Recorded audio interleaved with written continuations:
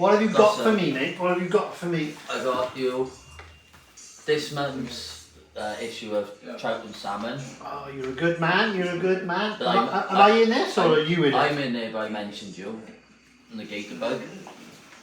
That gator bug has been a lethal fly, mate, isn't it? Oh, yeah. It's an absolute clear. I think it's page 12. Not that I know. Hey, I bet you cut it all page 12 to make Christmas cards out of them. Yeah, nice little write up there.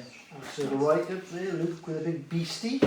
And why it's in there, because it's virtually a big, thin, perfect beastie caught on my gator bug. Nice colours, isn't it? Yeah, yeah, it is a nice colour, that. Yeah, yeah. Some rainbows are more silver. That's a proper rainbow colour, you know.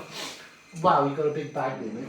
What else you got in there? So, I'm gonna try pike fishing this weekend. Pike fishing. I've lost my head. I'm going to the dark side. Mate, it'll be. I don't know what'll be next. What's this battered box? Space ball for my Mamba? Vision Mamba? Big Mama. Big Mama. Big Mama, yeah. That is superb. That's all metal and they machined that to death, you know, so it's lovely and light. That's lovely there. Yeah. Right. So I've already got the reel. That's your reel that we loaded with the salt? No, it's for the jungle line. This is the jungle line we loaded before, yeah? The Rio jungle line. Which will be no good over here because this is a cold, the line I've got is the Big Mama line to match. This is a cold water line. This is a cold water pipeline, yeah? Yeah. No, 9 weight. Intermediate. Intermediate. And this is a short head line, yeah? This is the line with a head length of, what's that, call it 13 metres. So about 39 feet. So yeah, in fucking hell. Mate, look at the colour of that. It's like a black eye, it's purple. It's colour. Mate, it's nasty, mate. I don't like the colour. Mate, that's a nasty colour. To be fair, I would never buy a red reel. I think metallic colours are lovely. I bought this reel and the matching rods off Moses, second hand, absolute bargain price. That's got the one that, has it got a black Duplon type handle on it? Yeah. Yeah, the foam type handle. Yeah, real nice. It's really nice actually. Let's go back to this line, mate. Mate, that looks like a £1.99 fly line. That looks nasty. And how much was that roughly? In the sale at Inns, it was 60 quid from 80. The spool was on, the space spool was on sale as well. Wow, well that combination of purple and red, well, you won't be winning any fashion awards with that. That's nasty. They'll know I'm a hairdresser, won't they, when they see that? Certainly a barber.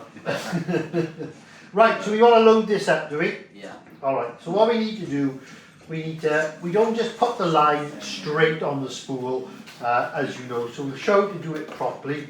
Okay, I've got some normal nylon here, some Amnesia, which back in the day, people used to use this as their backing line. Did they? Yeah, because Amnesia meaning memory free, you can get that to sort of straighten, this one's not good, but that's what they used to use years ago. It feels Amnesia. like the butt of a tapered leader. Says there, like, memory-free monofilament for leaders, traces, shooting and running lines. Yeah, it's like the butt of a tapered leader. So that's what they used to use for the whole backing years ago, behind the shooting head. Because when you've got a shooting head, heavy, and you want to cast it, the running line behind it doesn't want to be heavy, because it's not going to get pulled out by the head. Yeah. So the thinner and lighter the running line, the backing, the better, because it'll go further, you know. Okay. But we're not going to use that for that. We're going to show you what we're going to do now. We're going to use some of my £50 braid as well. Show that over there. Well, this is £50 braid, and the reason we're going to use this as well, £50 braid, is this is the thickness of £12 line, okay? And we can get plenty on the spool. So if it needs to go, if Luke does get down to the backing, if he actually catches a pike, he'll have plenty of line in reserve. You haven't got much faith. Keep the faith and they will come. Keep the faith. So we don't want to put this straight on the spool because it will, or it could slip. And what I mean by that, if that goes around there like that, that then could, you can see it is slipping on my hand. See that? So if I pull like that, It feel like the drag's it fighting. feel like the drag is going and that's slipping. So there we are. So what we're going to do first, we're going to put just a little bit of nylon on. So this nylon will grip the spool, okay? Better than just braid, okay?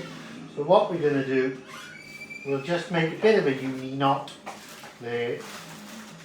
1, 2, 3. So we've got a bit of a uni knot there, okay? We're going to put that, okay, over the spool now. What's a uni knot? Is that like a hangman? It's like a grinner knot, grinner knot. a grinner or a uni knot, Yeah. okay? So I put that down there now, alright?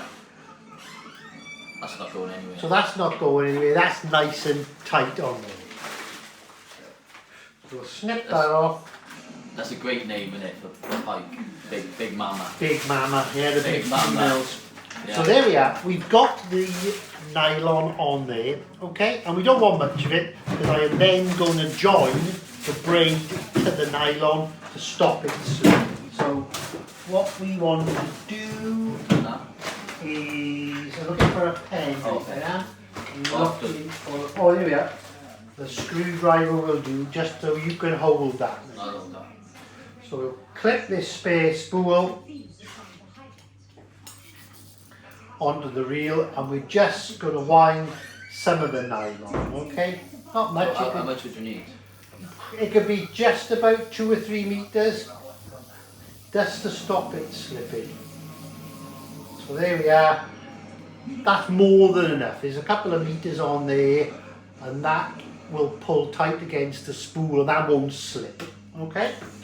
You would never see that if you went into a pike anyway, would you? Well, no, not really. No. One, because pike are not known for Running. tremendous Yeah. fighting, and 2, we're going to put a lot of fine braid now. Okay? So there's our end. Okay? That's a beastly spool, isn't it? That is, I had to get that special years ago. Yeah, Cortland. yeah. Cortland braid. So there's our braid, there's our nylon. So we need to join these two together now. Okay? So what I'm going to do is a sort of double uni knot sort of back to back. Okay? So with the braid, I'm going to make a loop. Okay? And go under and around 1, 2, 3,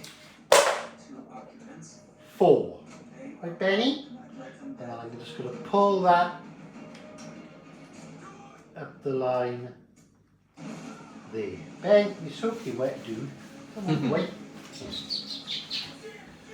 So that's just gripped onto the nylon, but I haven't pulled it too tight. I'm going to do exactly the same with the nylon. I'm going to make a loop, and I'm going to wrap that 1, 2. So these 2 knots 3. connect to each other. They will do, yeah? Yeah. So I pulled that one tight, but not all the way, okay? So I've got the knot, the braid there, the knot, the nylon there, and watch that reel, Luke, they didn't bang on the floor, and as if by magic, I'm going to pull up, and they pulled up And they, tight together. So that knot, bumper slided against, or slid against the other knot, okay? Yeah, and you don't cut it. yeah. So that's not going anywhere. Let me have that bit of braid first. Pull. Hang on, let me just make sure. Right. Pull tight. There's one. And there's the nylon. Pull tight. So that's not That is not going anywhere. going I'm shaking it. anywhere, okay? And they're working against each They're other. pulling like that. They're There's- pulling. There's, Yeah, no way it's going to slip. that's not slipping. It's just going to get tighter and tighter. So what we need to do now is wind some of this on. So With a us couple of things here. We don't want it coming off that way. like this. We want it rolling off, okay? So Luke will have to... Is it long enough? Is it long enough? I don't know if it is. Let's have a little look here. It is not. That's the one. Wooden spoon. There we are. So- Technical. Technical thing. So keep your hand either side of it and you keep the tension. I'll let you know roughly. So now we're going to wind on the braid. I'm keeping the tension here. And how would you know how much? How would you judge how much backing you need? Well, the way I can judge it is because I've probably done Experience, thousands and thousands and thousands in the shop. This one's an intermediate line, so it'll be a little bit thinner than a heavy floater. So I could probably get away with a little bit more backing on if needed. It's not the end of the world because these are large arbor reels. See on most of my reels though, you see where Yeah, you got that the fold. yeah. Normally the backing goes just past that. That's my little marker. It can be, yeah, it can be. Yeah, it depends what size line you're putting on and what sink rate line. If you put in a die 7 on, it would be very, very thin. You know, if you put in a big tropical floater, well, that's going to be a lot thicker, so it'll take up more room on the spool. Yeah, this jungle line here, the floater, is a lot thicker, isn't it? Yeah. Like you said there. Exactly. Yeah, it'll be thicker because it needs to be I don't know if you can see on there, but buoyant.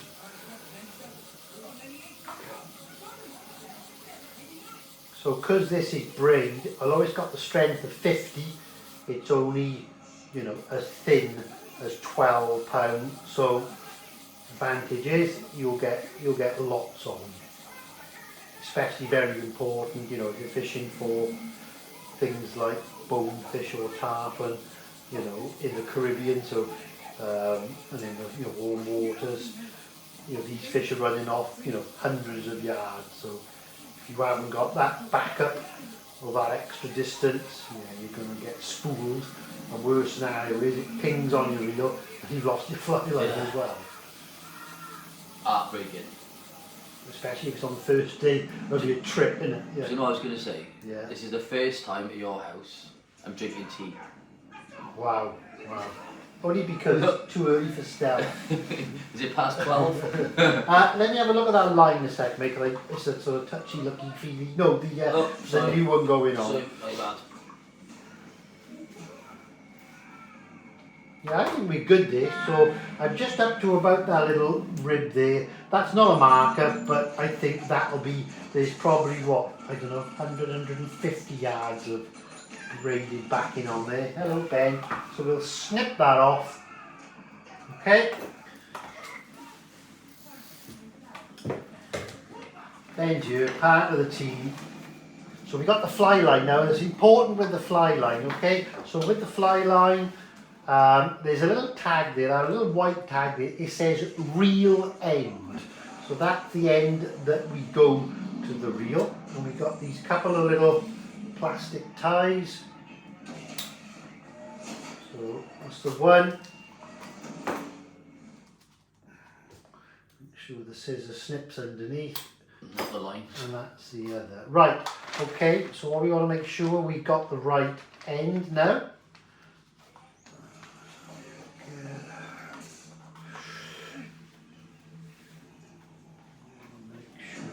Here we go. Right. Now, very important now, we can get line twist in a fly line, okay?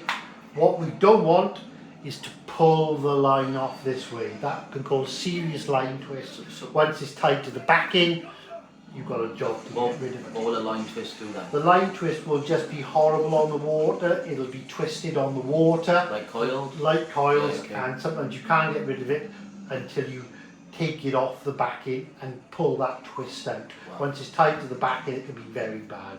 So there's a little tag end there, guys, that says reel end. Okay, little paper tag. So this is going to the reel. So I need Luke then to keep his hand tight alongside that, because I don't want this spool coming apart, because that would be a nightmare. So what I'm going to do here now, you got that tight? I'm going to just rip this little paper reel end tag off.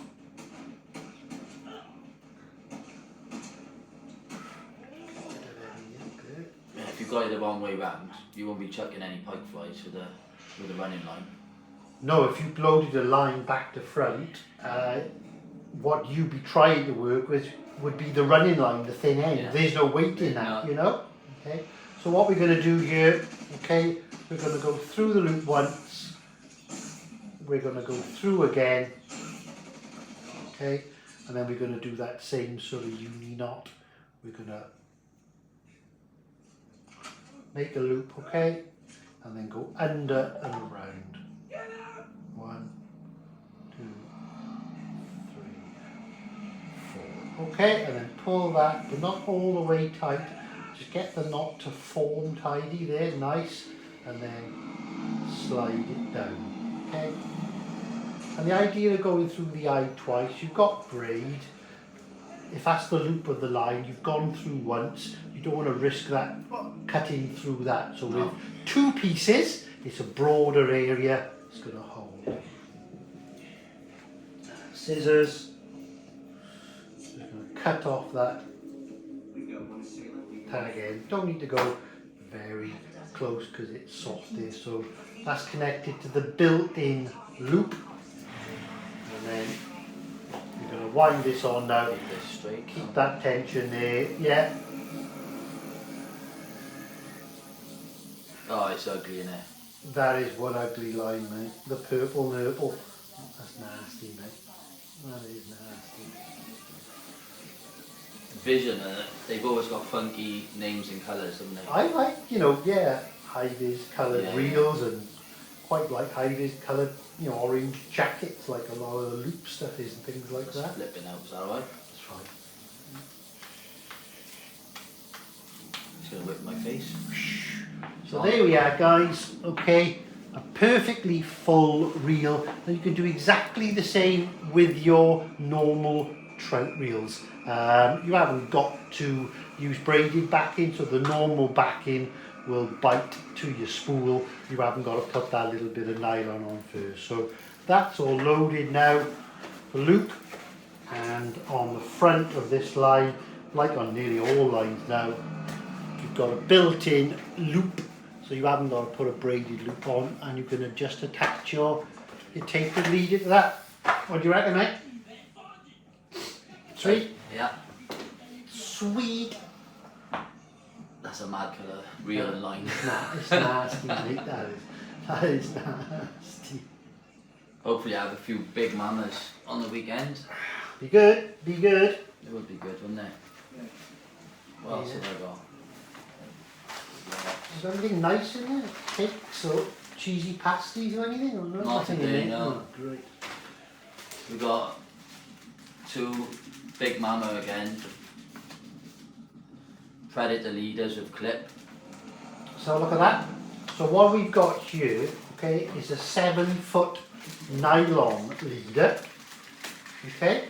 Now, as you know, pike have got teeth. So it's a 7-foot leader, and the last probably about 10 inches of this is wire. Okay. And then on the end of that is a snap link, because you can't tie wire. I think you can get some you can tie. You can do, yeah, you can tie wire, but you know, if you've only got sort of 10 inches of wire, if you changed your fly 5 times, you'd probably lose all your wire, wouldn't you, you know? So this has got one of those great little snap links that you just clip your fly on.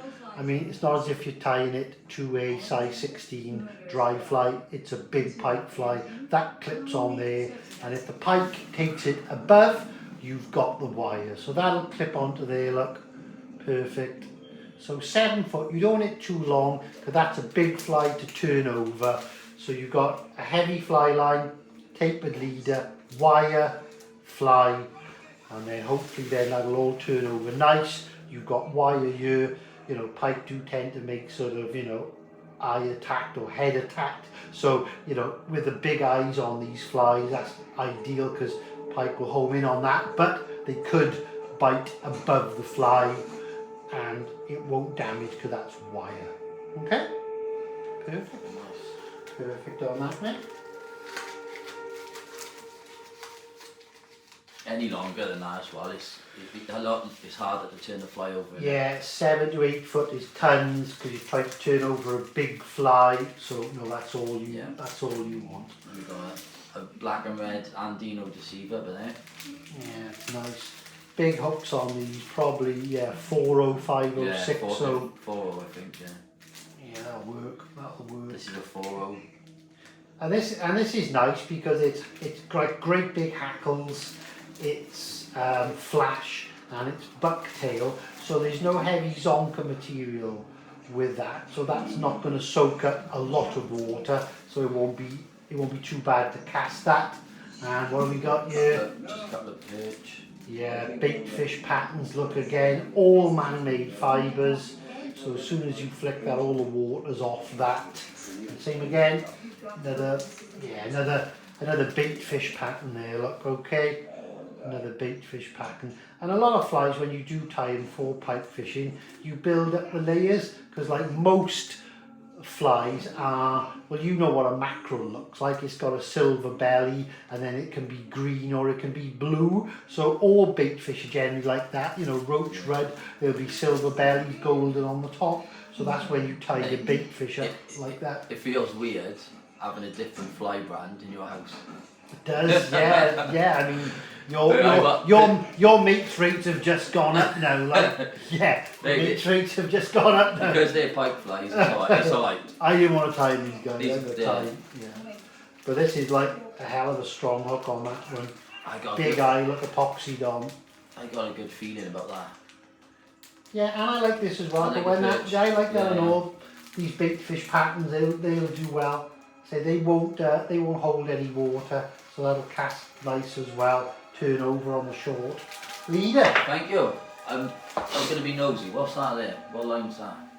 that is an original, With some UV stuck to it. an original 6 Cents Die 5. I was chatting to Paul last night, he was on about buying new lines and he showed me some lines. I said, well, that's what an original one looks like, Wow. but in a Die 3 it would be green. Yeah, but that's, I got a box full of lines in the garage, all different things, so yeah, that's one that I showed to Paul, but he's looking at the green one, which is a Die 3. I think I've got that, haven't I? Airflow die free. Yeah, Not the original. no, Paul doesn't like the 40 plus, he doesn't like the two-tone colour, he doesn't like that floating running line, but See, I love that. it's a case of, it's going to have to be soon because that's the way lines are going, but he might go for a Cortland clear camo, he likes clear lines. The only thing is, with clear lines, they're all made the same, I find them prone to tangling, you know, so... I got a clear intermediate, the Rio Aqualux. Yeah, that's totally clear. He's got the Camo Lux, which he's not that fussed with. Yeah. I think the Camo Lux is a nice line. It's a bit noisy going through the rod rings, but it's a nice line.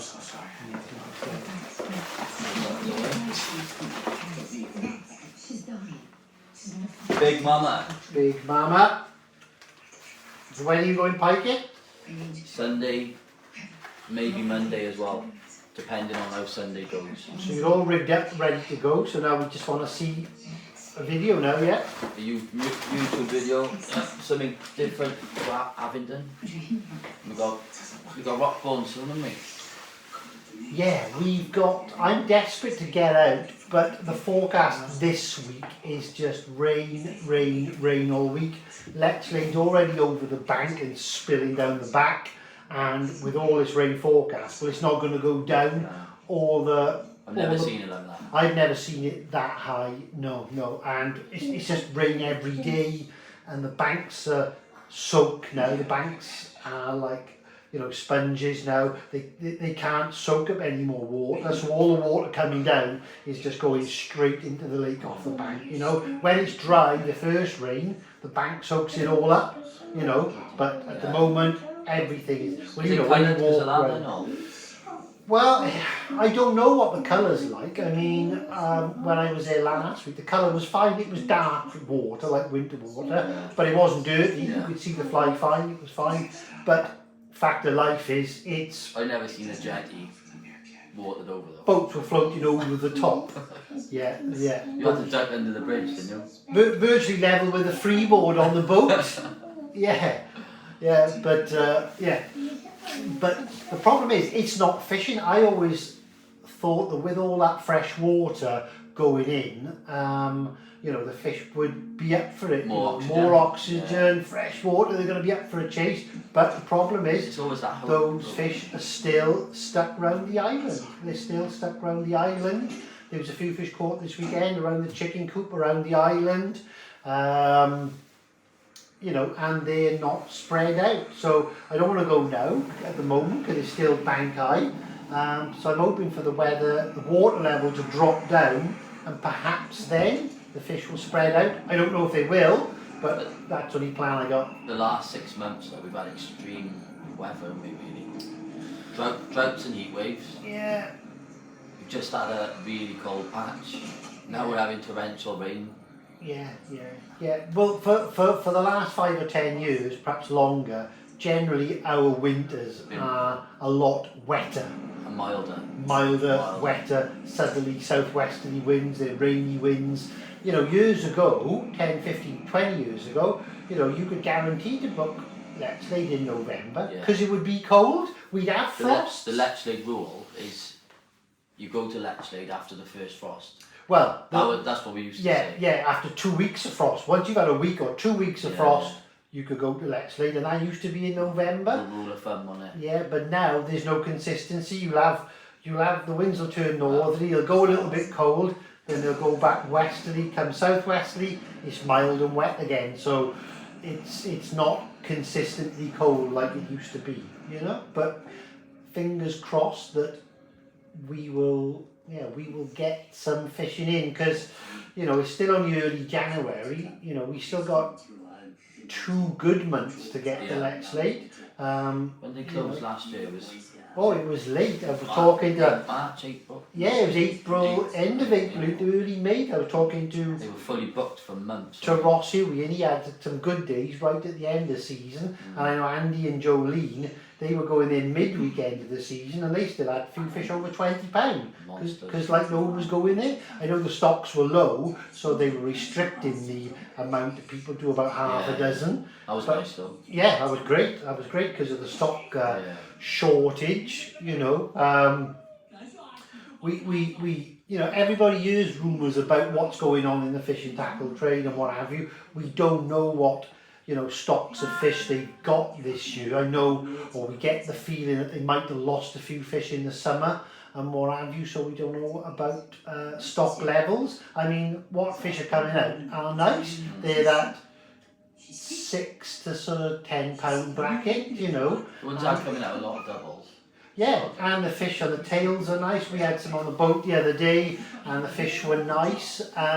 But I was due to go last Saturday, but I cancelled, not because of the weather. I would have gone because there could have been 25 people there and there's 2 or 3 pegs holding fish.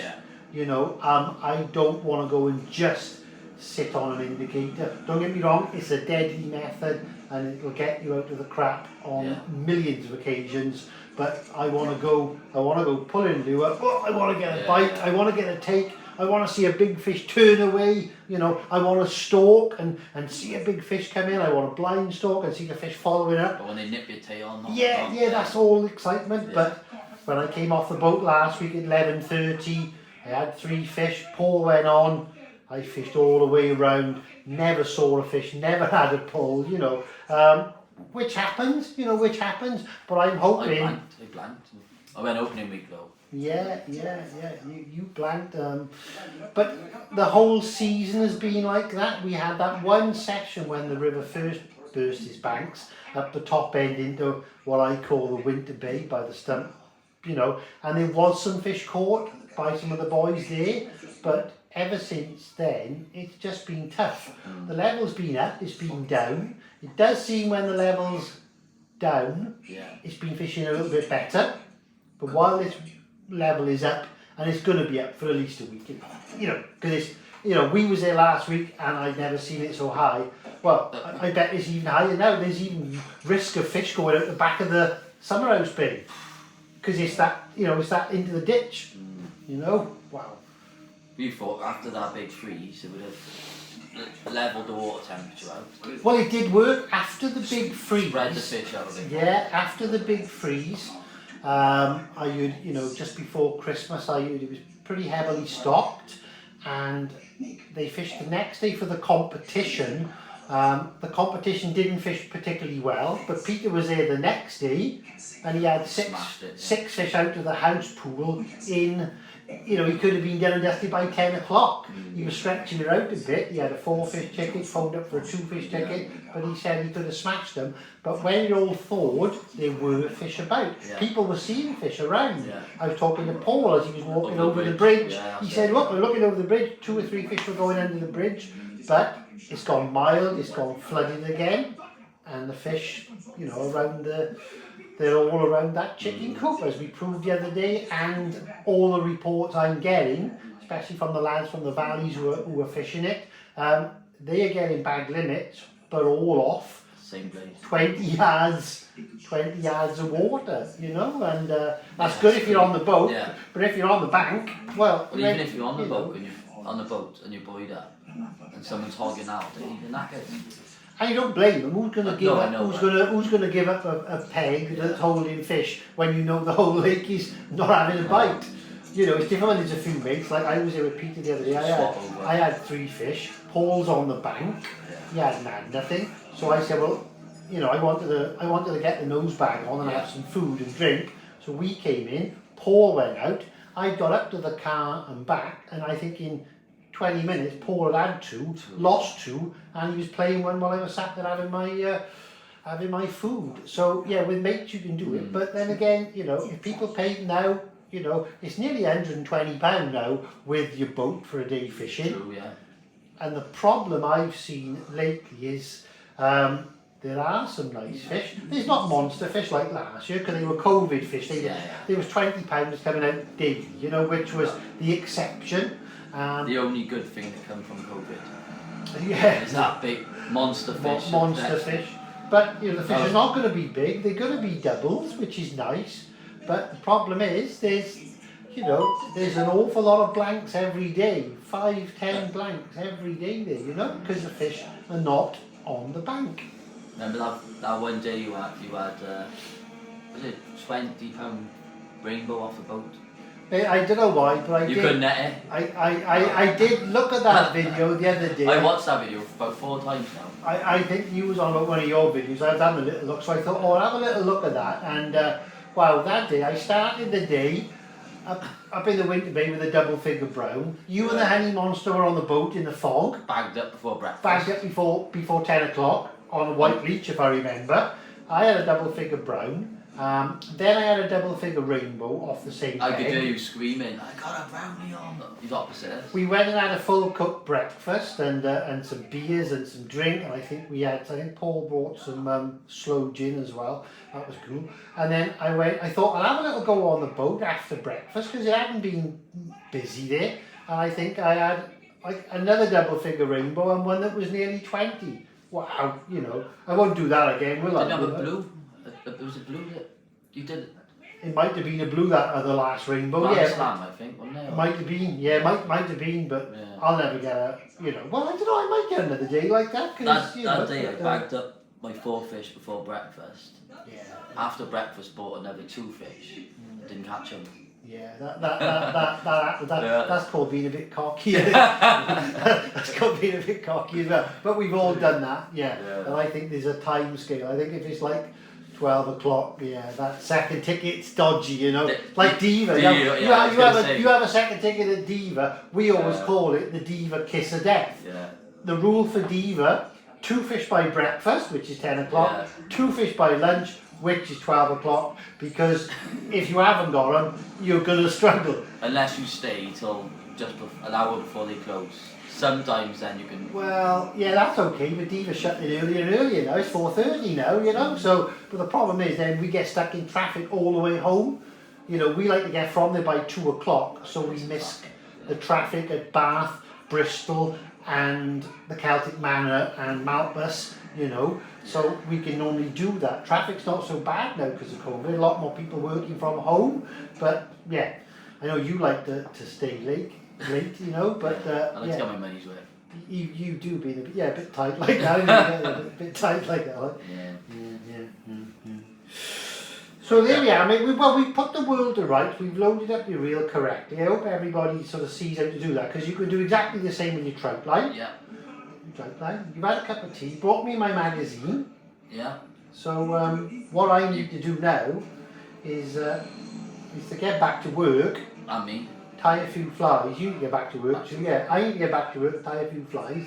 I got, when I mentioned about people's orders yesterday, I've got one of the Moses brothers. He wants some flies. He's coming down tomorrow, I think. They're up Letchlade on Friday. I got Sasha, I got Lee, I got Gizzy, I got Peter wants some bloodworm, I got Faye Yip wants some white UV leeches. That's besides all my normal stuff as well. It's bloodworm season. I like the bloodworm when I was here the other day. Oh, I tell you what, I got to put on there as well is Tristan wants some hollow black leeches. So yeah. So that's just a few there, but that'll be 150 flies beside everything else I got to do in the world. Right there. Nice one, mate. Good to see you, Nice mate. one. All right, Yeah. yeah. So next time, bring some cheesy pasties or some biscuits, because you know. I'll come after 12 we- so we can have a beer. Well, I've spoiled you again today, mate, and you know I'm going hungry, mate. So you know, sort yourself out, mate. Pasty or cheese on your pasty, be good, wouldn't it? Ah, I should have went to Greg's for you. Bacon roll, wrapped from one of the shops, mate. It's the inconsiderate. Plate full of hash browns would be good. I like hash browns. Right So there we are, then, mate. Let's go ahead. Cool.